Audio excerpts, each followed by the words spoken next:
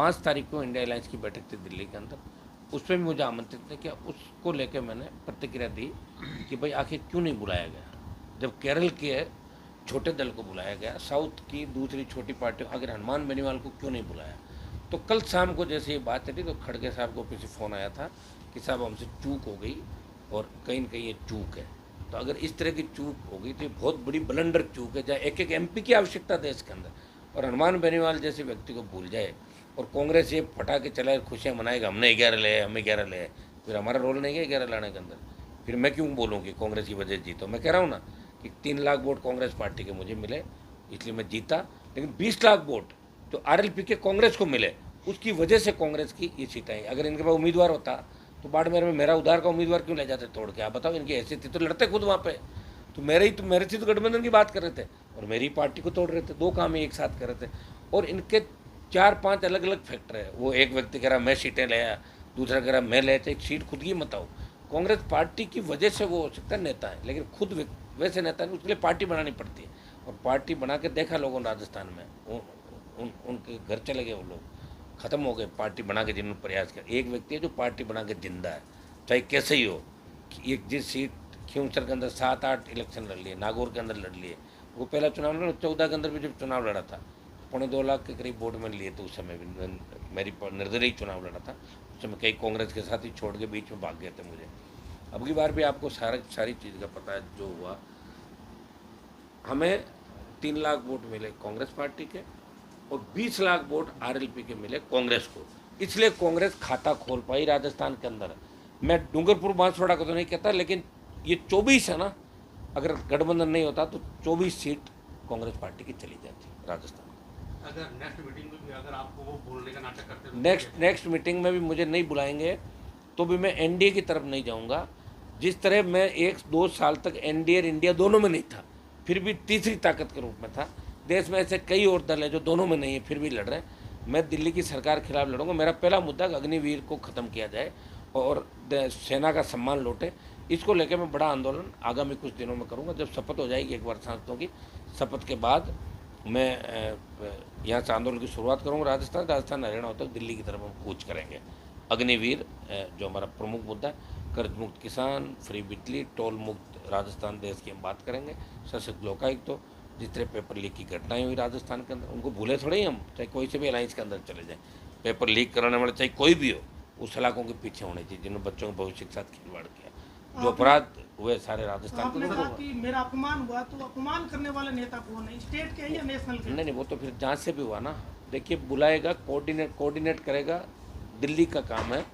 घटक दल कौन है, वहाँ टेलीफोन जाएगा कि आप साहब आप आमंत्रित हैं। क्योंकि मैं पिछली बार जब एनडीए में था तो हमारे पास टेलीफोन अपना आप आ जाते थे कि एनडीए की बैठक है, समन्वयक जो होता है कोऑर्डिनेटर वो करता है। खड़गे साहब के ऑफिस से सारा काम होता है। तो उनके ऑफिस से कल शाम को जब ये खबर चली तब फ़ोन आया था। मैंने कहा मैं आपके साथ हूँ, आप निश्चिंत रहें, मेरा वोट आपको इंडिया अलायंस के खाते में जोड़ लें आप अभी से। मैं कहीं नहीं जा रहा हूँ, एनडीए और बीजेपी के नेताओं के संपर्क में भी नहीं हूँ किसी के। जो बातें उड़ाई जा रही ये भी गलत है। तो सर स्टेट लेकिन जानबूझ के अपमानित करना ठीक नहीं। ये स्टेट के नेताओं की वजह से हो रहा है या कोई नेशनल में भी? 100% स्टेट में भी कई लोग नहीं चाहते थे अलायंस हो, तो वो चाह रहे कैसे न कैसे हनुमान बेनीवाल झगड़ा करे और हम में से जैसा भी तो झगड़ा करे। उनको बेचारों को पता ही नहीं दिल्ली वालों को क्या है क्या नहीं। उनको पता थोड़ी कौन दिया क्या दिया, उनको क्या पता। और उनको राजस्थान के बारे में ज्योग्राफी इतनी पता नहीं देश के कई नेताओं को। राजस्थान को कमजोर करने की रणनीति है या अशोक गहलोत को कमजोर करने की? अब ये मुझे ऐसा है, कांग्रेस गठबंधन तो मेरी ताकत थी जिससे गठबंधन हुआ, और कांग्रेस तो शुरू में 2 सीट देने को राजी हो गई, लेकिन बाड़मेर वाले को जल्दी ज़्यादा हो रही थी। एमपी मेरे से पहले बनना चाहता था, इसलिए पहले छोड़ के भाग गया। अगर वो यहाँ रहता तो भी अलायंस से ही एमपी बनता। दुर्भाग्य राजनीति के अंदर होता है कई बार लोग। मोदी जी को प्रधानमंत्री के लिए चुना गया, मीटिंग हुई थी एनडीए, क्या देखते हैं पूरे सिनेरियो? वो तो मोदी को लंबा टाइम तक मोदी नहीं चलेगा, क्योंकि जिस तरह आप इनकी बॉडी लैंग्वेज, अमित शाह मोदी की जो स्थिति देखी हमने, तो साफ झलक रहा है कि अब उनकी कुछ भी नहीं चलेगी। अब उनकी मन की बात है ना, मन की मन में ही रह जाएगी सारी की सारी। अब एनडीए मजबूती के साथ उनके ऊपर बीजेपी पर हावी रहेंगे सहयोगी दल। जिस तरह पिछली बार बीजेपी सहयोगी दलों पर हावी थी, जिस तरह एनडीए में अपमानित किया लोगों को। मैं भी एनडीए छोड़ के आया था और क्या कहता मैंने, लेकिन आया था किसान के मामले में, जो कृषि बिलों के खिलाफ हमने बात कही कि भाई कृषि बिल वापस लो, नहीं मानी तो हम आ गए सड़क पे, छोड़ दिए एनडीए। तो अब की बार मोदी का जलवा खत्म हो गया देश के अंदर, देश की जनता न, मोदी को प्रधानमंत्री भी नहीं बनना चाहिए। मोदी जी के अंदर जरा सा भी अगर होता तो कहते कि भाई आप लोग किसी और को चुन लें, मोदी, मैं मोदी की गारंटी, 400 पार क्या हुआ बताओ मुझे, कितना बड़ा अपमान हुआ। और इस राजस्थान के अंदर ये जो 11 गई है, मैं कह रहा हूँ अगर कांग्रेस पार्टी चाहती तो जयपुर ग्रामीण भी जीतते, बीकानेर जीतते, जोधपुर जीतते, लेकिन कोटा जीतते। लेकिन कांग्रेस ये चाहती ना, हनुमान बेनीवाल तो कहीं नहीं जाए प्रचार करने, उसको तो वहीं उड़ जाए रखो, नहीं तो हम दिल्ली जाके कैसे कहेंगे मैं सीट लाया। अब जा कह रहे मैं 8 ले आया, 11 ले आया, 9 ले, सीट घर की मत आओ। अगर दम होता तो लड़ते ना चुनाव, मना को किसने किया? अरे भाई कांग्रेस के नेताओं में अगर इतना दम होता तो खुद एमपी चुनाव क्यों नहीं लड़े वहाँ पे? लड़ते ना सारे एक सारे, उसमें डर गए थे। और अब कह रहे हैं यार अपन लड़ लेते बढ़िया तो अपन भी बन जाते, और ठीक रहता।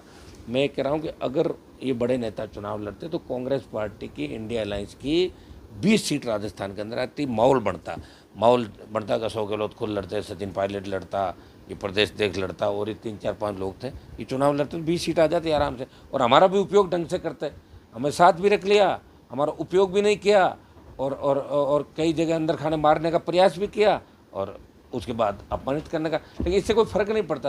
अब जनता के सामने हमें एनडीए के खिलाफ और बीजेपी के खिलाफ वोट लेके आए हैं, तो मैं खिलाफ ही खड़ा मिलूंगा देश की सरकार के। मैं इंडिया अलायंस के साथ खड़ा हूँ, चाहे आप कुछ भी समझ लें, चाहे वो बुलाएं नहीं बुलाएं, उससे कोई फर्क नहीं पड़ता। मैं जवान किसान के मुद्दे उठाऊंगा, अग्निवीर का विरोध करूंगा, समाप्त करें, और राजस्थान और नागौर के हितों की विकास का जो मामले जो अवरुद्ध थे हमारे पुराने जितने भी मैटर, इनको लेके मेरा संघर्ष आप सड़कों से लेके वहाँ तक देखोगे। स्टेट में भी लड़ेंगे और वहाँ भी लड़ेंगे। खड़गे जी का, राहुल जी का या किसी बड़े नेता का कोई फोन है दिल्ली से? ना नहीं आया, राहुल गांधी का भी नहीं आया, न कोई दूसरे उनका है, किसी का फ़ोन नहीं आया। मैंने आपको कह दिया ना, धर्म निभाना, मुझे निभाऊंगा धर्म। दिल्ली कब जाएंगे? खड़गे जी हो सकता है वो शपथ की कोई तैयारी में होंगे तभी नहीं किया होगा फ़ोन मुझे, भाई भूल जाते हैं ना छोटे दलों को।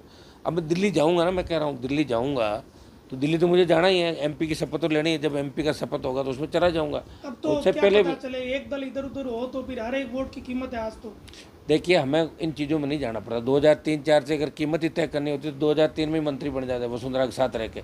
20 साल लड़े हैं और राजस्थान का सम्मान बढ़ाया देश के अंदर।